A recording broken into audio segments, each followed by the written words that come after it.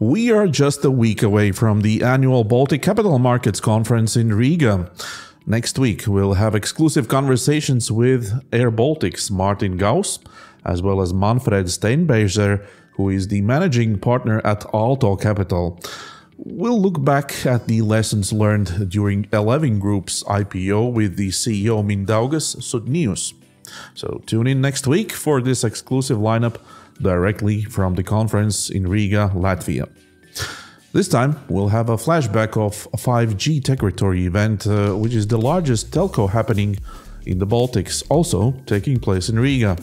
This time, Tarmo Virki is talking to the organizer of the event, Nils Kalniņš.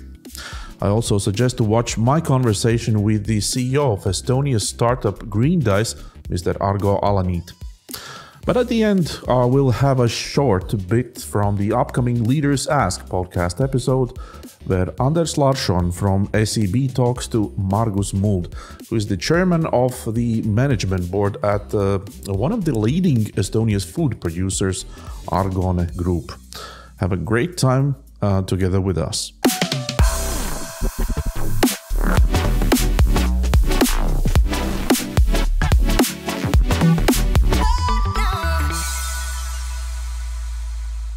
This is Median Reports, a weekly YouTube show about economics and business in the Baltic states. My name is Kristaps Petersons. I am the author and producer of it. This goes out for everyone who wants to understand what's going on in Lithuania, Latvia and Estonia, especially in business and economics. If you want to support this effort, please subscribe to the channel Median Report and write us a comment of what you like, what you would like to hear more about, and what you maybe disagree with. That will help us build the show more dynamic and interesting to watch and listen. Latvian government, to distract the attention from the next year's budget, has initiated another populist move. The Minister of Economics, Viktors Valainis, after punishing largest commercial banks with a solidarity tax payment to the budget, is now considering to lower food prices in retail stores. Yes, you heard right. To lower food prices in retail stores. The government accused the retail chains of running a cartel on Monday and promised to intervene with some actions, yet undefined. I'm sure that we are going to cover this story one day in more detail and invite both the representatives from the government of Latvia and retail chains to open discussion.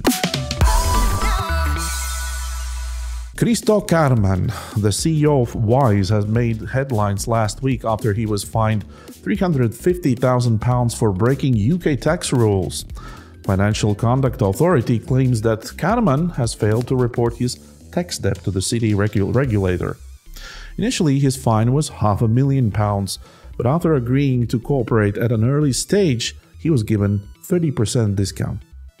As this matter has been open since 2017, Kärman himself considers this a closing of a process. There has been an interesting report coming out of Lithuania. A quarter of smokers in Lithuania buy illicit cigarettes. 1 in 4 smokers choose to buy a product from non-official factories, and this trend is growing, states the market research company Nielsen. It's no surprise that the prices of the legal cigarettes in comparison to smuggled ones from Belarus or Russia differs many times. The planned policy of raising excise duties starting from the next year does not help to decrease the smuggled amount. 4.5%. That's a year-to-year price increase in Estonia. A report about October shows that annual inflation has went up again. Economists call it a nasty surprise, but news portals publish sad articles about owners of small corner shops and cafes who are waiting the next year's tax increases with deep concerns. The last bit of news is coming out of Germany. A very shaky government has now come to the point where discussions about Germany's next steps in the economy has faced real tensions. Financial Times reports that Germany's deputy chancellor has made a major concession in talks on next year's budget amid fears that a simmering row or spending plan could bring down the country's fragile coalition government. Basically, one side is asking for investments in business, like Green Deal projects and infrastructure. Others want to put plug holes in the next year's budget and cut government spending as much as possible. So we'll definitely follow the events in Germany, as Baltic countries are very export dependent from it. And post-scriptum, or finally, the gloves are off in the United States when the race for the most important post in the free world goes to the final phase. As of this minute, we still don't know who is the winner of the election, but Median Report officially puts its bet on the candidate from the Democrat Party, Vice President Kamala Harris. We strongly believe that uncertainty that comes with electing Donald Trump, both for the United States and Europe, is far too expensive experiment to have these days. So, fingers crossed for Kamala Harris. It's great to see you, Tarmo, again. Hi. Hey, good to be here. Yes, I have actually some mixed information about 5G Techritory. Some people say that this has been a very exciting event. Some say that this has been like a bunch of bureaucrats coming together and trying to speak about future. so what's your take now? I think both of those people are probably right. There was definitely a number of the politicians talking about things they knew less about than they could have, but at the same time there was a lot of industry insiders who are either building telecom networks or deciding over the future of our telecommunications and knowing actually a lot about it. So I think, like most of the industry conferences, for me, the most exciting part was discussing with people around the coffee cup, about the future, while public speeches were clearly not the reason why to go to a conference, like typically with conferences. Exactly. But what's your biggest takeaway? So when we look at the 5G, is the 5G even relevant these days? 5G arrived. So also, I think I think it's Latvian authorities who are behind this conference. When they launched it 7 years ago, this was a very futuristic idea to talk about the 5G. By this year, they actually understood that 5G has arrived. So talking about the future when the conference name is having history or presence already in the name, it's a little bit weird. So one of the big decisions they published during the conference was that they are dropping the 5G from the name, and they are not replacing it with a 6G or 7G or 11G, which would be sometimes in the future, but they just dropped the 5G. So the event is now called Techritory.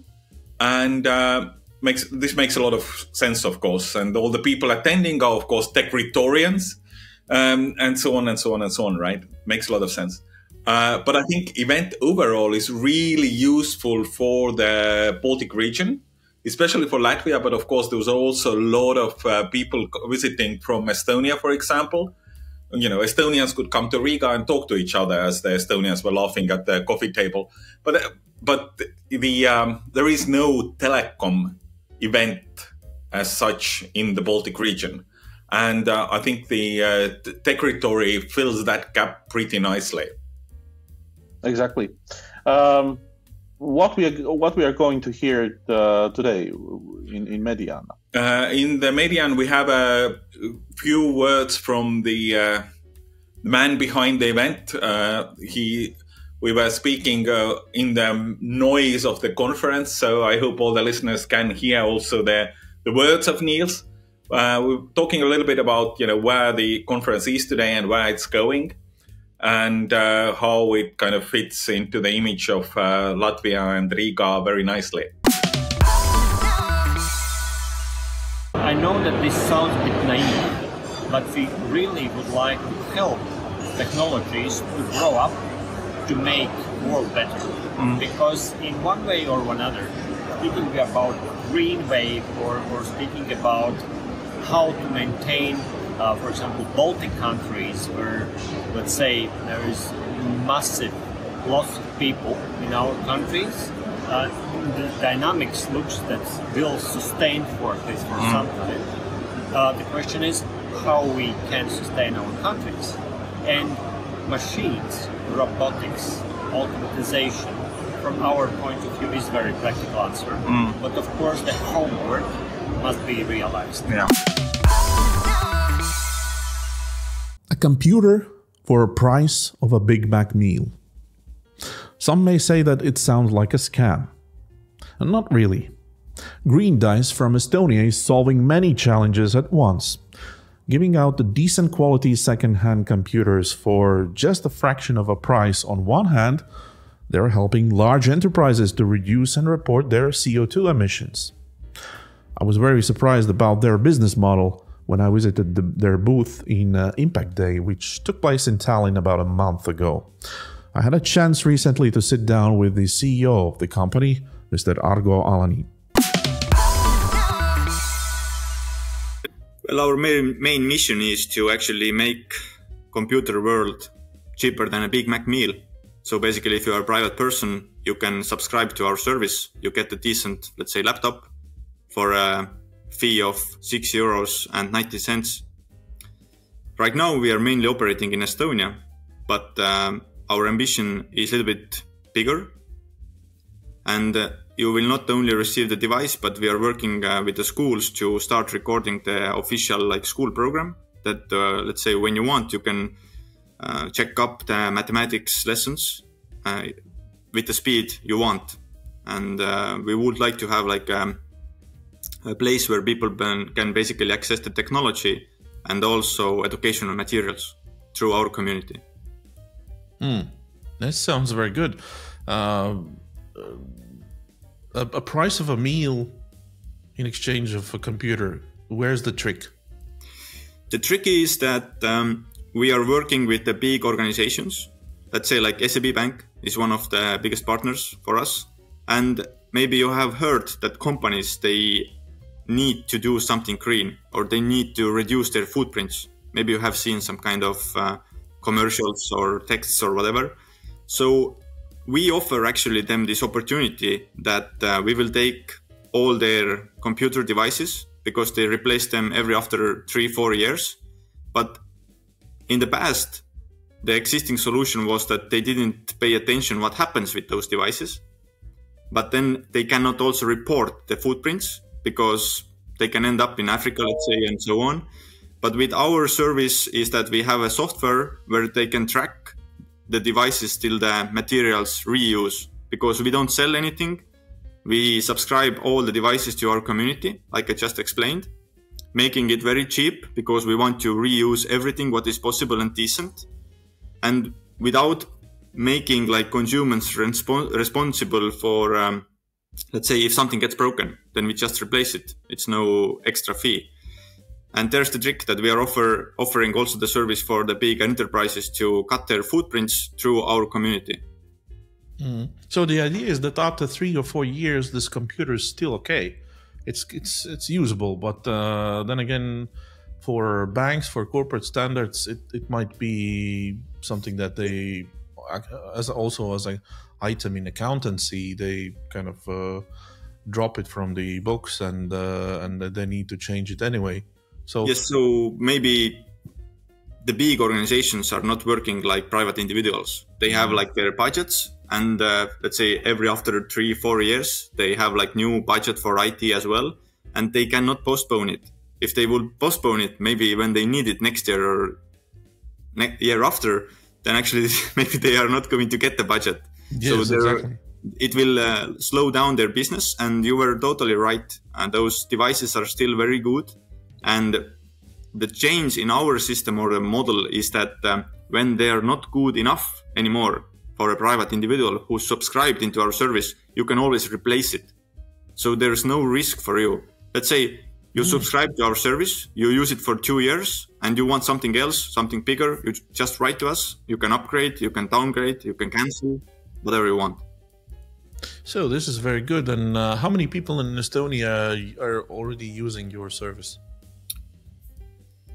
In Estonia, I think something like 500 private individuals, but we are working now a lot with schools. Like I said also to you when we were speaking, that right now we are onboarding one school. Why we are working more with schools is that when we came to the market to offer our service for private individuals, then we saw that the people think that it's a scam. It's like, it's too good to be true. It's you can't have like a proper laptop for a fee of Big Mac meal. And it was very difficult to explain it. So we saw that we need something which actually proves that we have a really good, reliable service. And then we started to work with 3 municipalities in Estonia. The municipality-owned employees are using our service, which shows that it's professional. And now also we are working with schools, like 10 plus schools in Estonia, where there are like, let's say 500 teachers total, who we want to bring to our service as well. And we want to show that the school can totally operate with our service and to build trust. So the students can also maybe join and take machines and maybe also try to start using the machines for educational reasons, not only like some blah, blah, blah from the YouTube and so on. Is this a business also directed to the, you think about the private individuals and kids and so, but how about NGOs? Are they can also pay you a fee and also use the benefits, or yes, companies or NGOs or social entrepreneurs who does not have a really budget for maybe fancy computers? Yeah, it's a quite good question, because we have quite many small businesses in our service. And I see that the service we have, it's not only about computers, but sometimes they need some assistance, how to set up some emails, some maybe web pages, whatever. Then we also try to educate them, because we call everyone who uses our service, we call them our community members. And NGOs, we have also some of them. We have quite many these youth centers. And also we have some NGOs who were helping Ukrainians who were basically coming to Estonia to help them to integrate into our systems. So they are also using our service. And for some of the, let's say, NGOs or places, even the fee can be a little bit lower. When we see that, let's say, there is totally no budget, then we are not evil. Like we are working actually to increase the rates of reuse. And if we can help, we definitely try to do it. Oh, that's good. That's very good. Now, the main question is, as this is a pan-Baltic podcast, I would like to also make Latvians and Lithuanians happy as well with some news. When are you launching this service also in other countries? Actually, we have some Latvians who have subscribed. They are employees of Omniva, for example, because it's also working vice versa. Let's say like we have a partner like Omniva, but they want to make something good for their own employees. And then they're remarketing basically our service for their employees, that they can use it for their kids, for their mothers, fathers, whatever. So this is what happened with Omniva, for example, that we have some people from Latvia. And also we have some young students from Latvia, because we were working with Junior Achievement Foundation, who is running the like student company programs in the schools. And we got some subscribers from there. But the bad thing with Latvia is that we don't have the content in Latvian language. So like I tried to explain you, we are working right now to, let's say, record like professional education, or make like our own like educational materials. Let's say how to use cloud drives, that your data is always saved and you can swap the machine, you can still have the same data. So we can basically offer for Latvians as well the device, but we can't offer basically anything else. Okay, so the content is in English most likely. Estonian right now. Estonian. It's Estonian. It's not even in English. Okay. This is the big problem of Europe. A small place with different languages. Yeah, that's true. That's true. But we cannot really talk about the digital single market as such by theory. Yeah. But maybe next year we try to establish our footprint a little bit more in Estonia. And then maybe next year we will come to Latvia, let's say, more openly and start to work with some of the municipalities. We have, let's say, I have looked into, I don't want to say something bad because in Estonia also we have very many small municipalities and they are struggling a lot to basically keep up with the digital development in the schools and in their own municipality.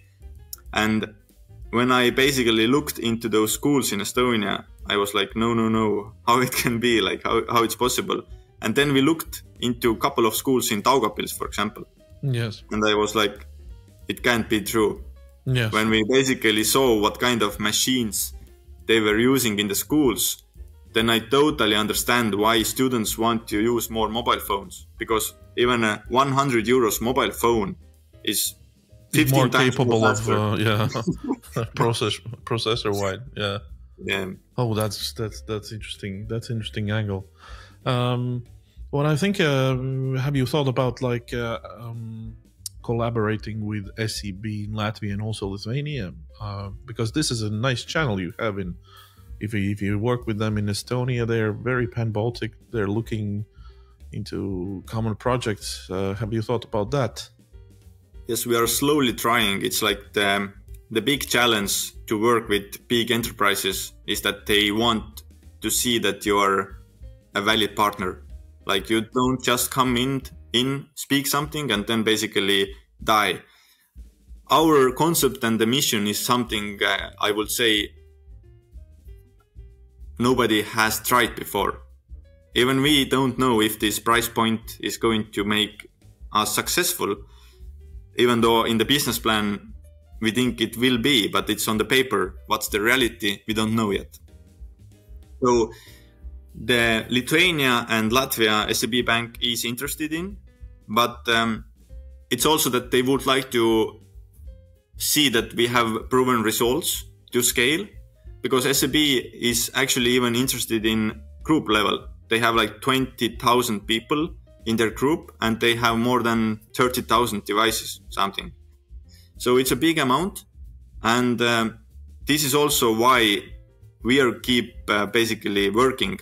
We see that if we can land some kind of big global partner, let's say, I don't know, let's say the dream can be Microsoft. There is like 200,000 devices. And when we receive those devices and we subscribe them for the users, then it can be more than 200,000 per month revenue. So this is why we think our business can make sense.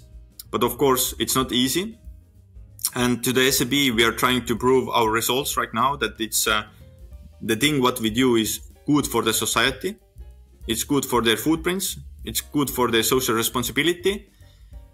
And also that it is a good business model for you because you're standing alone. Yes. For example, to you, I'm in the school right now in Estonia, and I see there are like devices which have been donated from bigger organizations here, but nobody keeps them up to date. Nobody maintains them. Nobody actually integrates them into the school systems, and we can donate as many devices what we want, even the brand new ones. They will not get used properly. Yeah. They cannot really benefit from all the software that is out there on the market and everything. Yeah, they can't benefit. It has to be organized much more systematically. Yes. Now let's look at the on the company side. For example, if you can give me the example of SEB Bank in Estonia.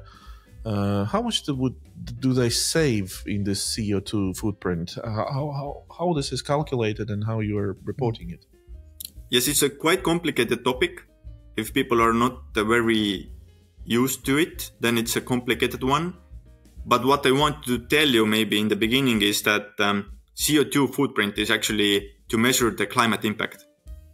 And as we know, the climate impact is actually generated through energy. Let's say when we use some energy to produce something, some kind of footprint is happening. Let's say driving a car, for example, is easy to understand. The same with ICT devices, like IT devices. We have to produce them somehow. And most of the footprint, actually what we generate during this production phase, is generated in, let's say, China, or in the places where you have to mine all the materials. But the one who is responsible for this footprint is the first user, because it's only produced because they want to buy, otherwise nobody would produce. So then actually most of the big manufacturers, they have calculated this footprint approximately based on some methodology. And this methodology actually says that you have to know how big percentage of those devices recycle back to materials. But when you disconnect or you lose the data of the life cycle, like how it ended, then you can't even report. So the first benefit for the SEB Bank is that they can transparently report the footprint. Now, when we have calculated, or when we have looked to their calculations, then we see that the ICT devices from the whole footprint of the bank can be accountable of 1/5 of the total footprint. So let's say 20%. And when you want to, let's say, become like a carbon neutral company, maybe you have heard that some companies, they want to be carbon neutral, then they have to pay or offset this footprint through some kind of projects, which in my opinion are quite shady. Yeah, like planting trees and planting stuff. Trees, for example, I don't know, in Africa. Yes. So they give you some kind of credits and then you can offset, but it actually costs you money to reduce your footprint. With our service, the logic is a little bit different. Let's say if you have a bus ride from point A to point B, and in this bus ride there is only a bus driver, then it's a really bad footprint. What did you do? But when you have in this bus, you have like 10 passengers, then you can divide this footprint between 10 passengers. And this is what we do in the ICT field as well. When we can find new users and we can transparently show that those devices are in use, then we can calculate the whole life cycle and we can divide the footprint between different users. Oh, that's a great approach. Mm-hmm. And we believe that it's possible to reduce this footprint by half, basically. Let's say if SEB is using 4 years, we think that we could do another 4 years. So it's basically divided by 2 then. And it can also belong to many users after that. So it's not that only one user uses it. You pass it along as long as the device works. Yes, exactly. And there are different user groups who need different performance. So it's wise to basically try to divide it. For example, like we have libraries, like municipality libraries in our concept. And the demand is quite low. So there can be some desktops just for elderlies doing some kind of bank transactions. And that's all. Mm-hmm. Yeah, I got the concept, and I think that you explained it very well from both sides. So I think it's a good business. Do you have any competition or anything like that? We don't have similar business models. If you don't believe us, you can search, can you subscribe risk-free service? Like for €6, €7, you will not find it. Yes, you will find some leasing options, but it's for 3 years, 4 years, and you have to stick with the same device, basically hold the time frame.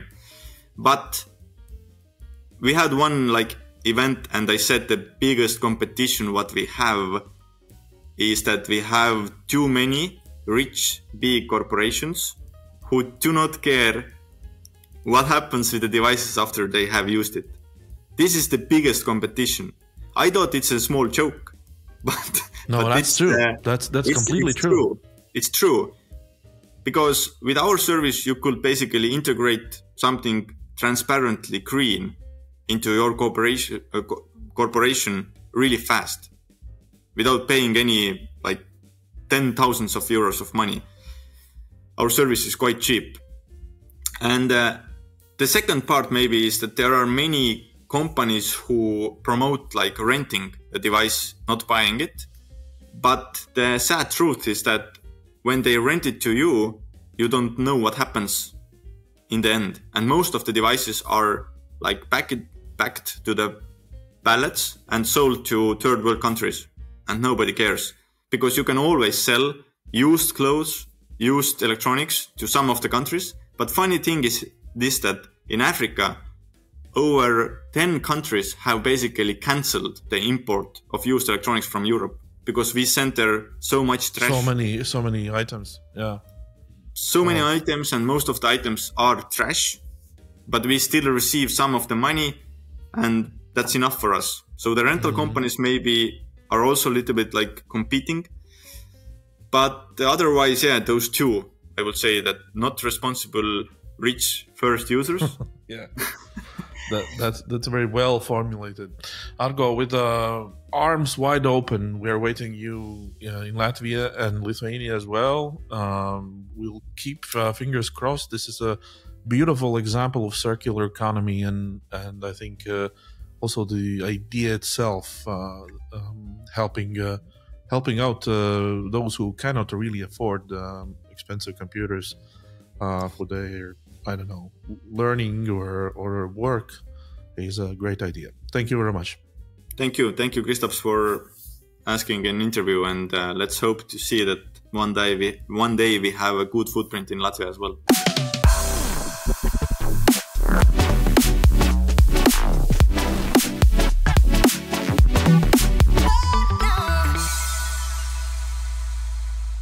For those who follow us from the very first episode, you know that we are cooperating with interesting podcasts around the Baltics.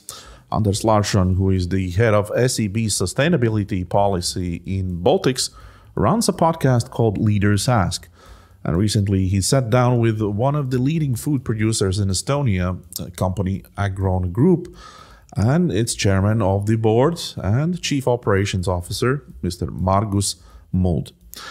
We are publishing a short clip from the full conversation, which you will have the opportunity to see on November 28th here on YouTube. Hi Margus, welcome to this discussion. I wanted to have a discussion with you based upon what you are driving in your company in terms of sustainability. But let's talk a little bit about in general about the market as well. So how would you introduce yourself in who you are and what you're doing? Oh, good to be here in this studio and this conversation here. It's about sustainability and this kind of things. It's my background is this way. It's I'm by education I'm veterinarian, and I worked in Estonian agriculture. Directly from when I finished the university. In the beginning, like veterinarian, inseminator, doing this kind of jobs in the farms. But after 3 years, I started to work like a farm manager. And I built up a few farms in Estonia. The biggest one is Vatsa. Today, they have 2,700 dairy cows under one roof. It's one of the biggest one in Estonia. And right now, I'm working in Agrone. In Agrone Group, we have 5,000 dairy cows, and we are working on 13.6 thousand hectares of land. It's quite a big one. That's a lot of land. Yeah, and what we are doing, it's from 2019, when our owner Raul visited Sweden. After that, he's coming back to Sweden and understanding it's this new things are coming for agriculture. All this, how to say, it's how environmental friendly we are. We need to measure everything. And in 2019, we started to, how to say, going deeply in our numbers to understand how environmental friendly we are exactly, and where we are compared to other countries, and what we can do to be even a little bit better. And basically, we are already measuring our CO2 levels from 2019 every year. Yeah, so you have very. When reading just your web page, it feels like a dream for someone working with sustainability to read that one. To be honest, I hope this way. It's we worked quite hard, and in the beginning it was, how to say, quite expensive project too. We need to pay, and it's quite difficult to find in Estonia the company who is auditing your numbers and understanding it's how the things are working out and everything. It's I think I can tell this way. It's where we are first in agriculture, which one is starting to measure ourselves, and right now it's how to say, quite big topic in agriculture and all over the economy. It's how to be a more environmental friendly company. Taking a little bit a step back there, what's the history? Why is Estonia so successful when it comes to dairy farming? That's my impression, being around in the Baltics for now 8 years, meeting a lot of clients and so on. I've been to seen several really big dairy farms in Estonia, especially. I think it's our success story starting already in old times, because it's Estonia is how to say, not so good for cereals. Yes, we are managing quite well with cereals, but our yields are not growing very rapidly. It's still about average. It's about it depends on the year and harvest. It's 4.5 tons per hectare average. And but we have very good climate and lots of grasslands for dairy cows. And it was in the Soviet Union time. It was, how to say, quite big business in Estonia. We are selling milk to Russia and milk products and everything. And we have all the knowledge in Estonia: university, laboratories, all this surrounding knowledge how to be successful in dairy cow business.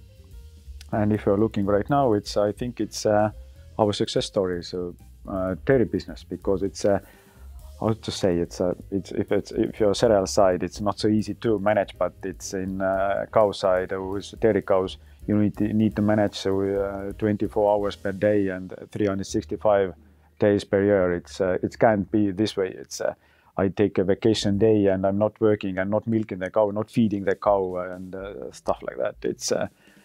And I think we are quite, Estonian farmers are quite open-minded too. It's because after Soviet Union times ended, we started to take back our old small land pieces, like it was before Soviet Union time. But I think it's everybody understand quite quickly. We can't work this way. It's running the old way. No. Absolutely, and our subsidy levels and all support from government side was very low level, and basically small farms are not survived. And after that, everybody is starting to look all over the world. It's what will be the success? How to say, successful management of the dairy cow farms. And basically, I can tell this way: we just discovered US. And taking, how to say, lots of samples from US, how to build farms, how to manage this kind of size of farms, and because of that, I think. So if you, when entering the European Union, would have got the same type of subsidies like, I guess, French or German farmers receive, we would have a way less competitive dairy industry for sure in Estonia, right? Yes, I'm quite sure about that, because it's small farms that disappeared, but it's not so, how to say, it wasn't so, how to say, not, it was quite a nervous period, because if you're going bankruptcy or you need to sell your cows and you need to sell your land because you have lots of debts, it's not so good. But yes, because of that, we, how to say, we come from this pipeline and everything. It's we survived and we are here right now. And yes, we have quite good farms. Average milk yield is highest in European Union, more than 11 tons average per Estonia, per cow, per year. I think it's very good story. And our climate is quite good too. It's we have quite cold weather. Cows like cold weather. And everything. It's and we have enough rain in Estonia. Basically, it's a good region for cow to be here. What's your biggest farm today? How many dairy cows do you have on that farm? Under one roof, it's 1,500. 1,500. Is that in one barn, or do you have several barns next to each other, or that is several barns connected then? Yeah, it's 500 cow barns, and they are near to the other. But the milking parlor is just one. Yeah, and what's the optimal size? I was thinking about economies of scale. When I've seen that type of farm, I mean, for me it seems to be huge, and you have probably some kind of milking carousel or something like that. And is that kind of, or will we see cow farms with 5,000 cows or 10,000 cows? Do you see that internationally, or, I mean, does it make sense? It depends of the consumers too, because we visit US farms, and basically we saw 10,000, even 12,000 cows under one roof basically. But I think it's possible in US, unfortunately only. It's not possible in European Union. Why? Because it's all the logistics around the farm. It's not so simple anymore. 10,000 cows in one barn, and it's how to say, it's lots of small houses in Estonia. Our population is quite small, 1.3 million only, but it's our houses are a little bit here, a little bit there. In US, you have quite how to say, empty areas where you can build your farm and manage this farm. But I think it's in Estonia, it's or in the European Union, it's very difficult to do, and I not think so. That this kind of size of farms are coming in European Union.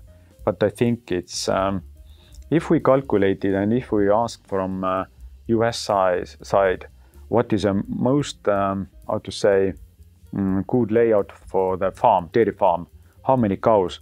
And they said 3,000 cows in one barn. It's like McDonald's hamburger. It's this kind of good size. Everybody doing that. It's quite simple to manage, and it's logistics about the farms with feed and manure and everything is quite okay to manage. But and I think it's maximum 4,000 cows in one barn in European Union. I think it's right now, what I'm thinking right now, maybe after 5 years I'm telling, 10,000 is quite good too. But right now I think it's up to 4,000 in one barn, because it's milking parlors too. It's usually this kind of size of farms are working with 2 milking parlors, but 3, maximum 4,000 cows, it's possible to manage just with one milking parlor. Because I guess that's one of, if talking about capital investments, that milking machine, that is kind of the key thing and the expensive thing, I guess, in that investment. So it's to optimize the usage of that one. I guess that is kind of key. Exactly. And it's a like I said, it's a way of collecting your feed. We are producing our almost how to say, all this kind of feeds ourselves: silage, hay, straw, cereals.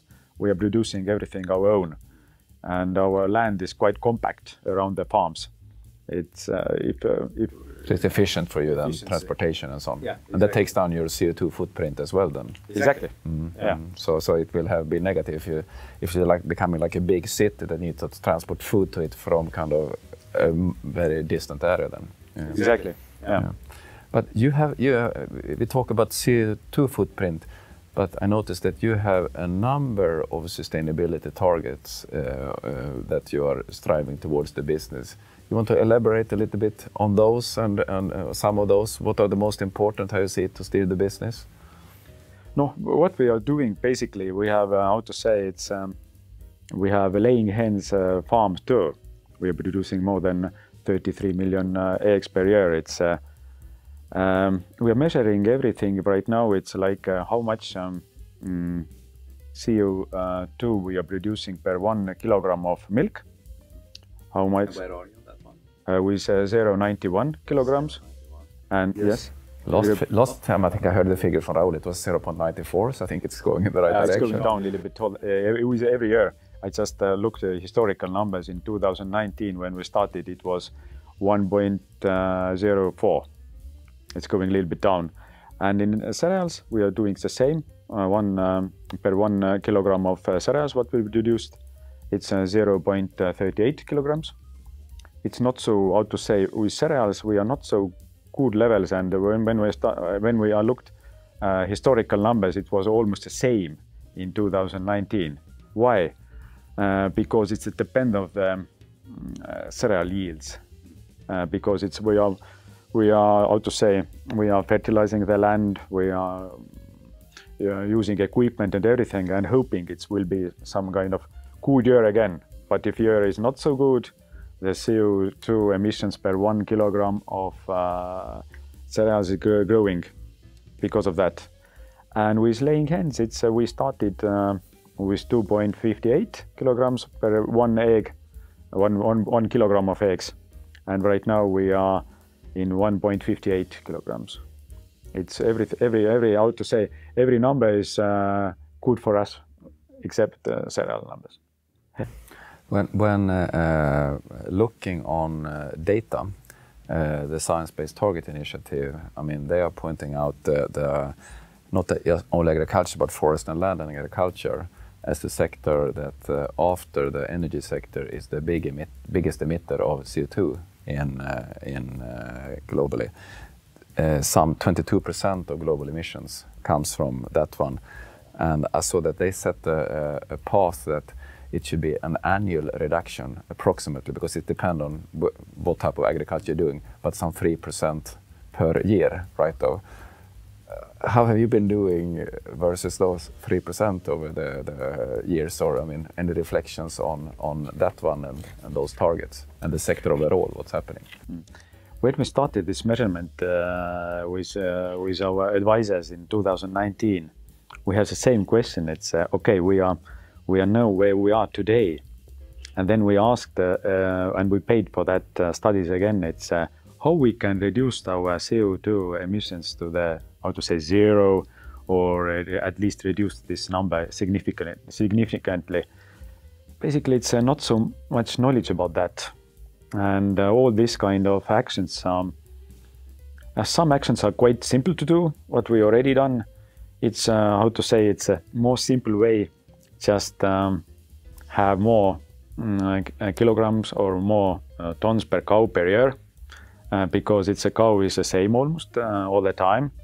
And if you just managing well with cows, feeding them well, they are healthy, they are feeling themselves very comfortable, then they just giving back more milk, and you can reduce this CO2 level. Because in cow side, almost 50% is coming from a cow rumen, basically. All this methane, what is breeding out the cow. And it's quite difficult to reduce this number. Yes, this kind of feed additives are coming into the market, but so far we just not going this way. So with feed additives, you can reduce the amount of methane that is produced from the cow then? Yeah, it is possible. And right now this company, which ones are selling genetical materials for us, they have same targets with genetic. It's we can buy genetical material with bulls which one are lowering the carbon footprint already. Yeah, but again, usually they are doing this. It's the cow's digestive system is more efficient, and productivity level is a little bit higher too. No, it's productivity. And what we done so far in our farms, basically it's this when we measuring our CO2 level, it's helping us to understand it's very well too. It's where we are, how to say, using too much energy, or where we are not efficient in our production lines too. Basically all CO2 levels are coming this way. We are buying some feed from outside, or we are using some energy or fertilizer or some other things, how to say, quite a lot, or we are not buying in correct sources, this kind of products. And what we've done so far in our farms, it's helping us too. No, it's not only we are doing this kind of actions because it's a CO2 lower CO2 levels, but it's helping us to reduce our costs too. We just doing this way right now. It's Estonia is in winter time is quite cold climate in Estonia, and we are just taking away the warm, which one is coming from the milk. When we are milking the cows, the milk is usually it's about the temperature of the milk is about 35 degrees, but we need to cool down this milk to sell to the milking factories, because they are not taking the milk if they are milk temperature more than 7 degrees. We need to use electricity to have this lower number. But right now we're just using heat exchanging plates, and we are taking away the warm from the milk at least 15, sometimes even 20 degrees, and putting to the water. And this warm water we are using this for water boilers. Just we already have preheated water. This one is 20, sometimes 15 degrees. Usually from a water well, the water temperature is only 4 degrees. And we are heating all our offices area in farms with the same warm. We are not using electricity or diesel fuel or stuff like that. It helps us again. And we changed all our lamps in the farms with the LED lamps, reduced this electricity costs, and we are separating and composting our cows' manure and putting this for bedding for cows. No, and we make some other actions too, but everything, this kind of investments are helping us to be more efficient too.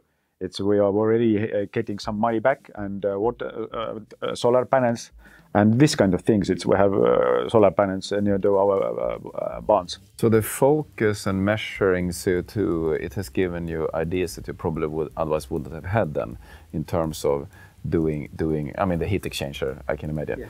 And then you realize actually that it's a good business to do that one due to the cost savings. So from a financial perspective, what you have done, it's not that we just lower it because it's kind of would be, but it's actually a cost saving. Exactly. And that's the major benefit of it. Yeah. But the measuring helps you, because this is something that when I'm in conferences and out speaking and so on, I kind of urge virtually every company start to measure when it comes to your carbon.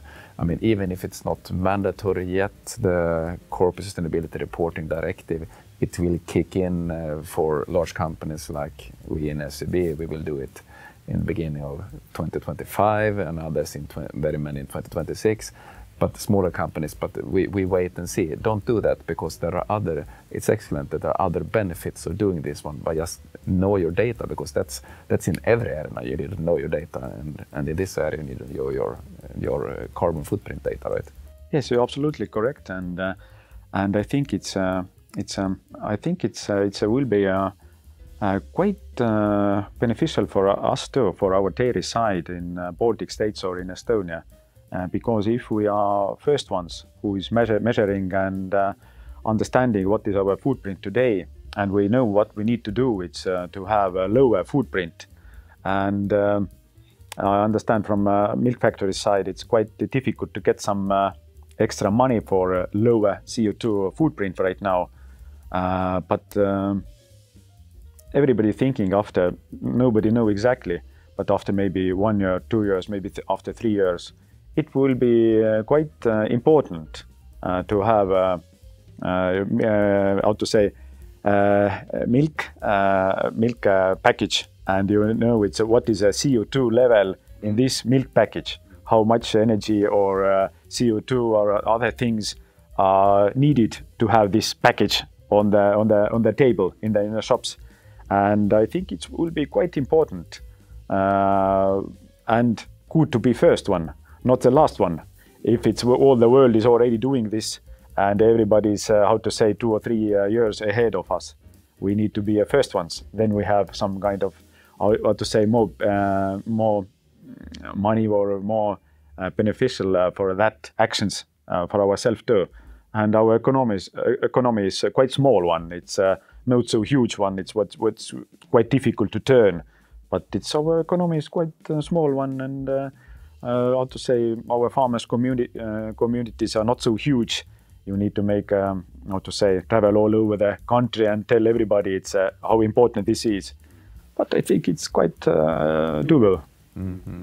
Do you see that in the farming community? That, I mean, you're very early out, is my impression. But I mean, are others starting to tag on and in the farming community? Because in general, I mean, farming, we talked about being a big emitter, and European Union with their Fit for 55 have ambitions. But I also understand that when discussing with people, but you know, as a farming, it's a very tricky area, because there are both in terms of doing actions. So I think it seems to wait a little bit until it's really happening, and let's see what comes now from the new commission as well on that area, and farming subsidies and how they will kind of steer this.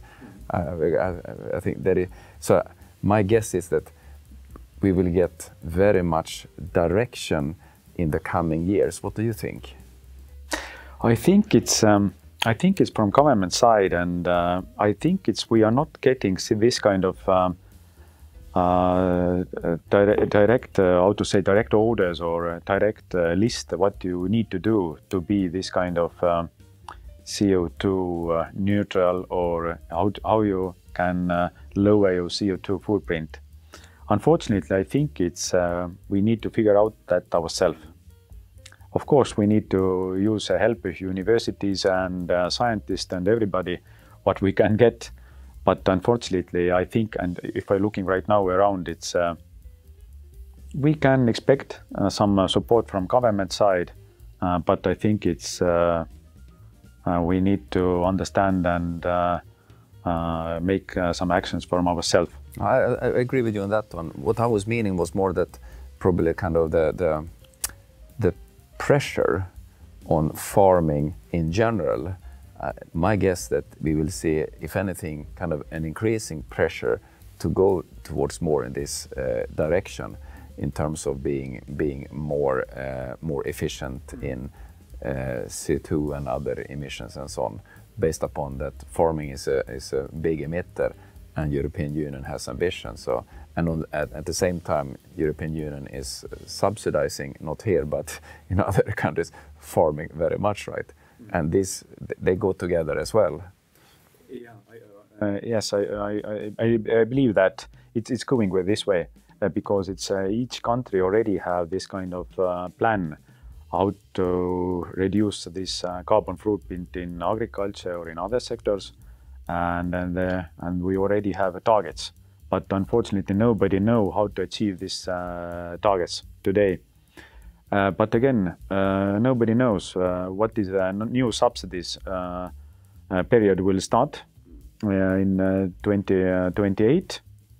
Let's see what kind of how to say new thinking from European side, European Union side will be, and let's not how to say, not I think it's from a bank side too, how to finance your businesses. I think banks are starting to ask and more what is your footprint, how green you are, and then you maybe it's will be how to say deal breaker in the future. You can't receive any bank loans from bank side if you not some kind of level of with CO2. I think it will be in the future. It's anyway. I think it's European Union will tell us what goals we need to achieve, or it's coming from bank side, or it's coming from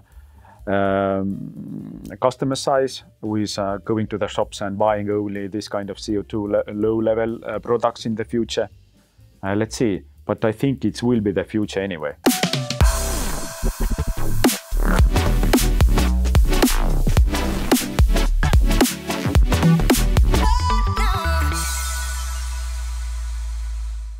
If you are watching this show, please press subscribe button below this video and you won't miss our weekly Median Report releases. My name is Kristaps Petersons and this has been the 8th episode of Median Report. You all have a great health and successful deals this week. See you after 7 days. Goodbye.